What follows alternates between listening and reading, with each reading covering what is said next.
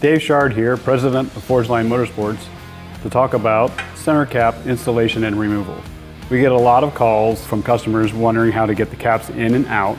And the reason for this is they're built aluminum caps made here in Dayton, Ohio. Very nice pieces. And we make them extremely tight because they have some weight to them, since they're aluminum, not plastic. Obviously, we want them to stay in the wheel.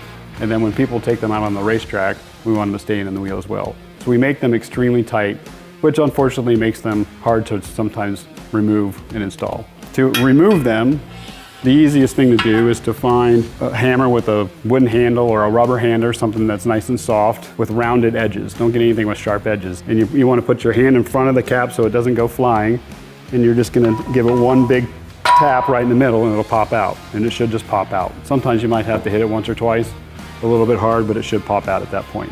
Been in there a long time, and all the grease from the factory, we put this grease on there in order to get it in. It's impossible to get it in without the grease. So if you order new center caps and they don't have grease on the rings, you're gonna have to find some.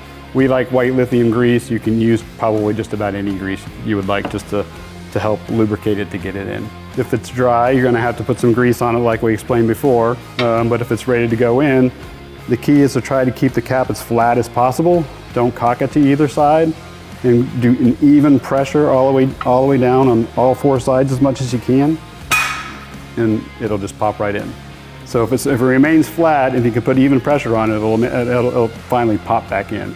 The cap becomes very, very secure, not going to fly out while you're on the track or on the road, and you're good to go. That's how you install and remove our center caps.